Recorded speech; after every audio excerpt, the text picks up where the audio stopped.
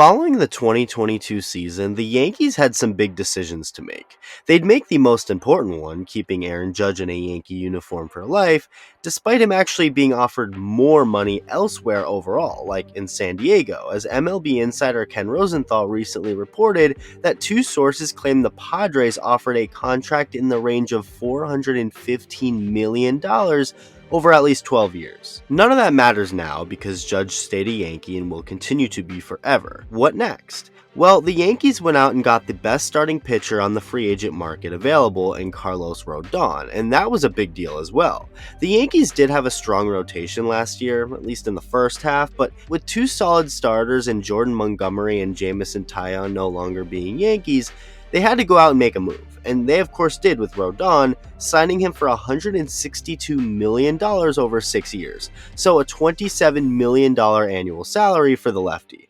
The biggest thing New York has needed to do is find a way to beat Houston. Now, obviously you don't decide that in the offseason, but adding a guy like Carlos Rodon to a rotation that already had Garrett Cole and Nestor Cortez certainly helps. So, going into spring training, the Yankees were looking strong, especially in the starting pitching department. Garrett Cole, Carlos Rodon, Nestor Cortez, Luis Severino, and Frankie Montas, along with Domingo Germán. That is a really talented group of starting pitchers if I've ever seen one. I mean, if Frankie Montas is projected to be your number 5 starter, you're doing something right. Yankees general manager Brian Cashman did a great job building this rotation, and the Yankees look great heading into 2023.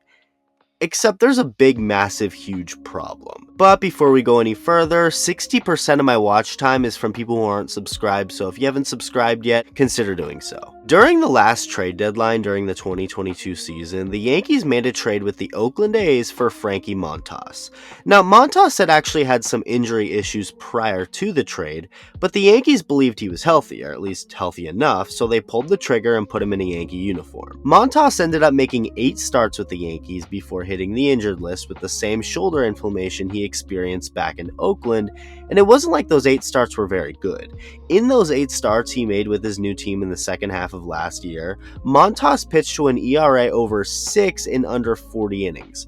It was bad, and things only got worse for Frankie in the offseason as he'd have more discomfort in his shoulder, leading him to have to get surgery recently, a surgery that will knock him out for months. And even more recently, Montas revealed publicly that he was never 100% last year when he became a Yankee. Quote, I was like, I wasn't fully 100%. I was trying to pitch through it. Of course, I got traded to a new team. I wanted to show what I can do.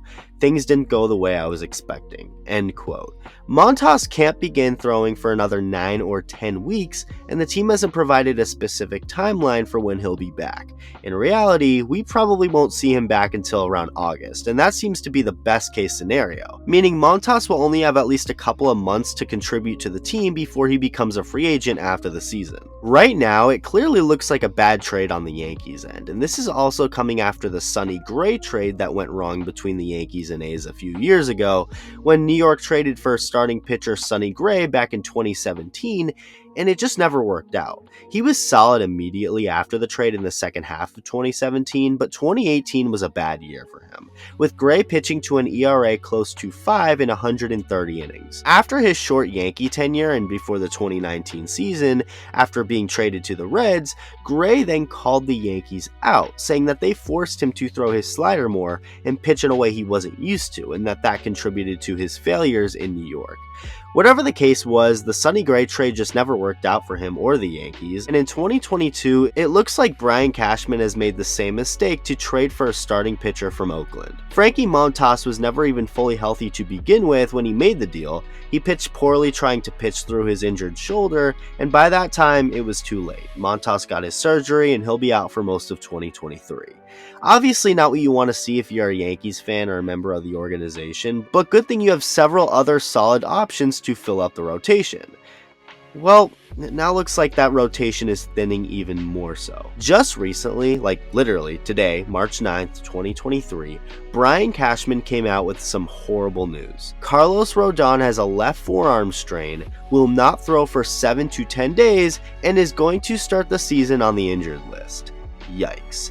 Now, I'm no doctor, but for those who aren't aware, forearm strains could lead to Tommy John surgery, an elbow surgery that knocks pitchers out for about at least a year and a half. I'm not saying Rodon is Tommy John bound. Forearm strains don't always lead to Tommy John, but the reality is that this is of course a serious matter, and one the Yankees will be taking very carefully from this point forward. According to Cashman, Rodon's UCL, which is located in the elbow, is fine, so that's good news. But again, the team is going to be very cautious for obvious reasons. This all begs the question though. Was signing Carlos Rodon a mistake, especially for the money they're giving him annually and having to commit to him now for over half a decade? It's very easy to see why it would and could very well be a mistake. Carlos Rodon has never pitched at least 200 innings in a season in his career up until this point. He's never gotten that close, actually. 2022 featured the most innings Rodon has ever thrown, at 178 in San Francisco with the Giants. Rodon is a very good pitcher. The talent is there, that's not the question or the concern. The concern is exactly how healthy he'll be able to be over the Yankee contract. His career has been full of injuries. He had a left wrist sprain in 2016, spent most of 2017 on the injured list, had a shoulder injury in 2018, got Tommy John surgery in 2019, threw under 8 innings in 2020, was limited to just over 130 innings in 2021, and then finally last year featured a year where Rodon went without really any injury setbacks, and he was awesome.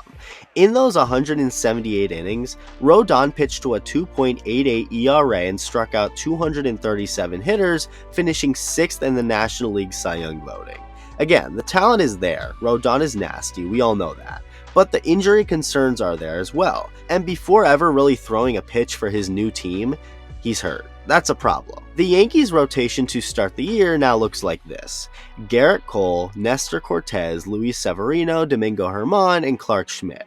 That's still a solid group of 5, especially the top 2 in Cole and Nestor, and even the top 3 if you want to include Severino. But it's still a little scary knowing you're now much thinner with the rotation as far as depth goes than you originally thought going into spring training if you're the Yankees. And again, you literally just signed Rodon to $27 million a year, and his return from this forearm issue is unknown.